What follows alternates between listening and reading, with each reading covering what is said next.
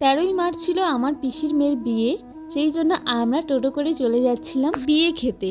গিয়ে আর একদমই সময় পাই নাই রেস্ট করতে, একদম রেডি হয়ে চলে গেছিলাম জলসইতে। আমার দিদিরা আগের দিনই গেছিলো, আমার কিছু কেকের অর্ডার ছিল সেই জন্য আমি আগের দিন যেতে পারিনি। আমরা নাচতে নাচতে চলে গেছিলাম ভান্ডানী ঠাকুরকে পুজো দিতে।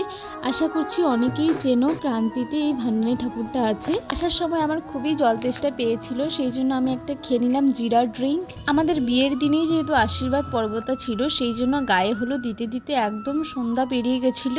আমার দিদি তো আমাকে ভিডিও করার জন্য অনুমতি দেয়নি, তবু আমি লুকিয়ে লুকিয়ে এইসব ভিডিও করেছি। তবে জানি বোকা খাবো, তারপরে কিছু রিচুয়ালস ছিল সেইগুলো আমরা পালন করলাম। আর বিয়েতে সব থেকে দুঃখজনক ব্যাপার ছিল যে আমার দিদি এক মেকআপ আর্টিস্টকে বুক করে, কিন্তু সে আসার সময় অ্যাক্সিডেন্ট হয়ে তার হাতটা ভেঙে যায়। এখন আমার এই দিদিকে যে দেখতে পাচ্ছ, তারই কিছু মেকআপের জিনিস ছিল, সেগুলো দিয়েই সাজিয়েছে। সেই মুহূর্তে আর কিচ্ছু করার ছিল না আমাদের। এই দিকে তো বড় চলে আসে, তারপর আস্তে আস্তে বিয়েটাও কমপ্লিট হয়ে গেল। একদিকে ভালোই লাগছে দিদির বিয়ে হয়ে গেল, আর একদিকে সত্যি মনে মনে খুবই খারাপ লাগছিল যে দিদি আজকে থেকে আর থাকবে না এই বাড়িতে।